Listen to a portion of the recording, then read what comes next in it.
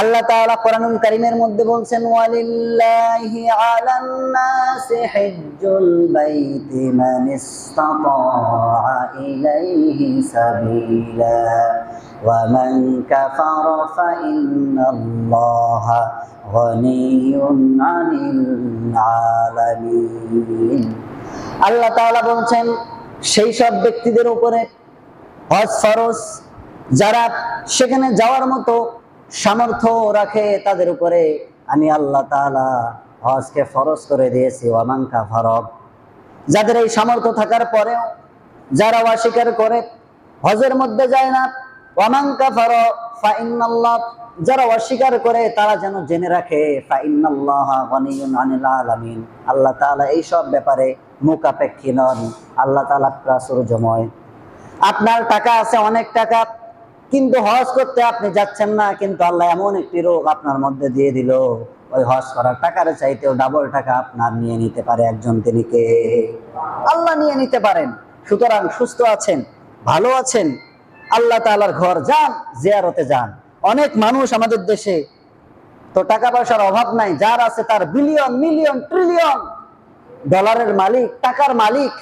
তারা বিবাহ শাদী করার পর তারা বিভিন্ন দেশের মধ্যে স্ত্রীদেরকে নিয়ে হানিমুনে যায়, তারা ছুটি কাটাতে যায়, তারা স্ত্রীদেরকে আনন্দ উপভোগ করার জন্য যায় স্ত্রী সহ। কিন্তু মিয়া সাহেব, স্ত্রীকে সর্ব উৎকৃষ্ট, স্ত্রীর জন্য সর্বোচ্চ উপহার হচ্ছে বিবাহ করে সম্বল থাকলে, ক্ষমতা থাকলে স্ত্রীকে একটি উমরা প্যাকেজ উপহার দেওয়া। কথা বলেন ঠিক কিনা? স্ত্রীকে উমরা প্যাকেজ উপহার দেন। জামাইকে ডিমান্ড চাই, ডিমান্ড না দিয়ে জামাইকে বলেন যে আমার মেয়েকে বিবাহ করাইলে আমি আপনাদেরকে উমরা করাবো, আমার মেয়ে এবং আপনাকে উমরা করাবো। এটা দেয়া, যদি দেয় শ্বশুর, এতে কি আপত্তি আছে? এটা সুন্নাত। যদি দেয় তাহলে সমস্যা কি?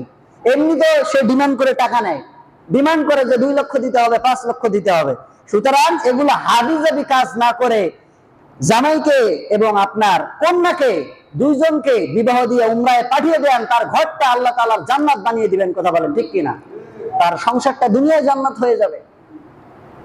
কিন্তু আজকে আমরা এগুলো না করে বিভিন্ন দেশে, মালদ্বীপ, সিঙ্গাপুর, মালয়েশিয়া, ইউরোপ, আমেরিকা, বিভিন্ন দেশে যাই রং তামাশা করার জন্য।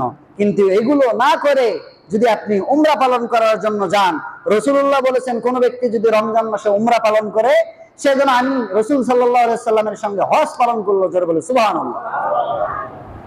আমি নিয়ত করেছি ইনশাআল্লাহ, আল্লাহ যদি আমাকে তৌফিক দেন, বেশি টাকা লাগে না, 1.5 লক্ষ টাকা হলে উমরা করা যায়। আমি নিয়ত করেছি অতি শীঘ্রই করব, 2-4-5 বছরের মধ্যে করবো ইনশাআল্লাহ।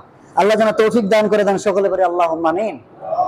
নিয়ত আছে, নিয়ত থাকতে হবে, আপনার ইখলাস থাকতে হবে। আপনি বিশ্বাস করেন হজের যে তালবিয়া, এই তালবিয়া যখন আমি হজ নিয়ে যখন স্টাডি করা শুরু করেছি, আল্লাহর কসম, আপনাকে দেখার জন্য বলছি না, আমার গায়ের লোম দাঁড়িয়ে গেছে, আমার চোখ দিয়ে অঝরে পানি বের হয়ে গেছে। আল্লাহ, জীবনে একটি বার হলেও যেন তোমার ঘরে গিয়ে, তোমার ঘরের সামনে গিয়ে তোমাকে সেজদা দিয়ে আসতে পারি, রাসূলুল্লাহর সামনে গিয়ে, রওজার সামনে গিয়ে যেন একবার আমি রাসূলুল্লাহকে সরাসরি সালাম দিয়ে আসতে পারি।